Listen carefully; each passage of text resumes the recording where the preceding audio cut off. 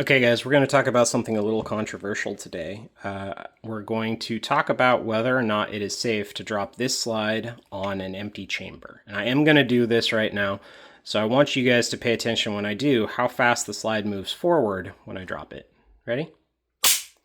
Okay, so I don't know about you guys, but that's a little hard to track. It's a little hard to judge the speed at which that goes forward because the human eye is not really good at that kind of stuff. But we have a magazine here that's loaded with snap caps, and we are going to load it into the magazine well. The reason being is the argument is when this slide slams forward, it's going to capture that round right there, entering it into the chamber, and that should slow it down just enough to prevent damage from the internals of the firearm.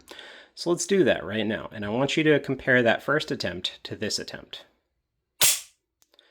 All right, I don't know about you guys, but that looks damn near identical to me. The speed at which that slide slams forward is such that you wouldn't be able to tell the difference. If I dropped this, if I put a round or a magazine in there, and I didn't tell you whether or not there was a round in there, and I did it, you wouldn't be able to tell me if there was a live round or not. So here's my thought process. The thought process is you've got this magazine. Magazine is aluminum or plastic. It's got a plastic follower right here. Okay. Easily put a round in, easily take a round out. All right. And that follower is under compression from a spring just below it. And this spring is no competition to the 16 or 18 pound recoil spring that's in this firearm. This spring is a very heavy spring designed to bring a solid steel heavy slide back from being pushed backwards from an explosion inside the chamber. And all of these things are happening at a rate that we can't really perceive with the human eye. We do see it reciprocating back and forth, but we don't really understand how fast that is. Okay? So here's the thing. This is a very lightweight round. It's made with smooth metal, all right? And that metal is rubbing on also smooth metal or plastic, and it's designed to be removed easily. So this is not competing against your heavy recoil spring. Okay, so that's argument number one for why I think it's okay. Argument number two. So we have our snap cap here, which is going to represent our center-fired round. Center-fired rounds have primers in the center of the round, and they look like this, okay? Now, there's another type of ammunition called rim-fired. Rim-fired is when the primer is the entire back of the casing. So 22 long rifle is a good example of this. What we're talking about here is center-fired ammunition is fired on with a striker assembly. The striker assembly is in the back of the slide, and I'm going to try to get a good image of this. The firing pin is housed in the striker assembly, and it pokes through that small hole right there in the slide.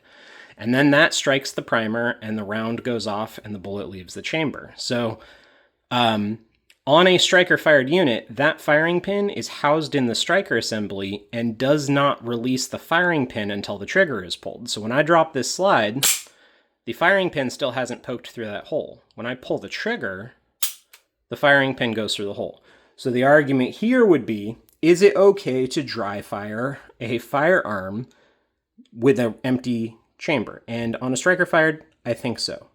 There's very little chance of you damaging a modern striker fired pistol slamming the slide forward or dry firing. Stores that sell these guns will allow you to dry fire all day long, so that's their belief. When you go to conventions, the manufacturers of the guns will allow you to dry fire the guns. So I don't think that's a real problem that you have to worry about. So we've covered both ways that you might damage this firing pin. So like I said, rim-fired ammunition like 22 long rifle, don't drop the slide on an empty chamber. On older or even newer model revolver pistols where you have a hammer, you probably shouldn't drop the hammer forward on an empty cylinder. They also make, Smith & Wesson specifically makes the M&P EZ Shield. This is the carry comp. The shield is technically an internal hammer-fired polymer firearm, and that means that there is a hammer, but you can't see it. It's on the inside of the striker. And so my thought is that you still have to pull the trigger to drop the hammer forward, so it's probably okay to let the slide drop on it, but it's probably not okay to dry fire the EZ. I would have to look into that more. if you own those firearms, don't take my word off this video, do a little bit more research, but these are just kind of like my thought processes for what's going on.